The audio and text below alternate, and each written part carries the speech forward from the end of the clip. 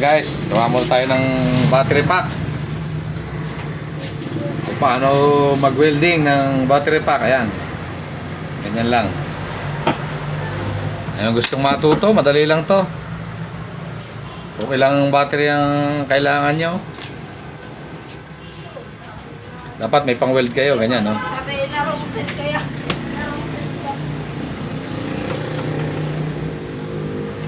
Ayun, ganun lang. Kita nyo, kumikislap lang. Madikit na yun. Ayan, no? Madali nyo lang, gawin. Kung gusto nyo talaga, madali lang matutunan.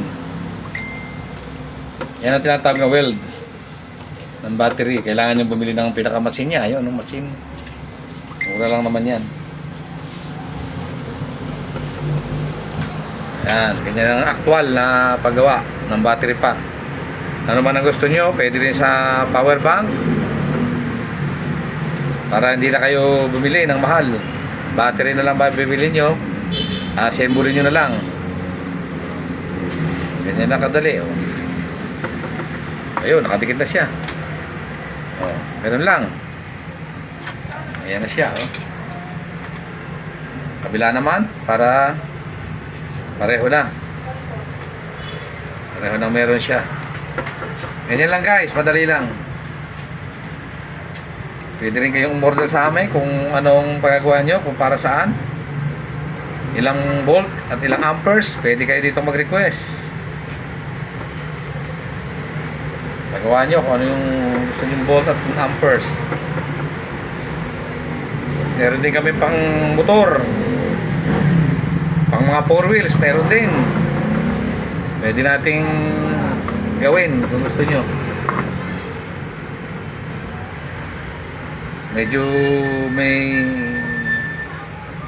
Medyo kamahalan pero matagal ay naabot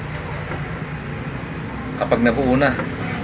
Hindi katulad nung nabibili natin battery na madali lang masira. 2 to 3 years. Ito pinakamababa na ito, 5 years.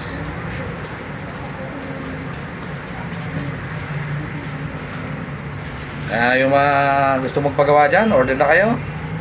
Pwedeng pang motor, yung gagamitin natin, yung mga Lipo 4. Matagal siyang malobat. At madami itong nakakargang charge niya sa kanyang battery. Ayan guys, buo na.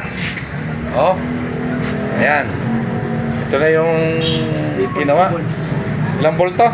3.2 volt. Itong apat na to. AH ay yan, 10 AH yan. 10 AH daw to, 10 amperes. Oh, ayan. Medyo malakas na to. Ayan guys. Ito na. Salamat. Order now.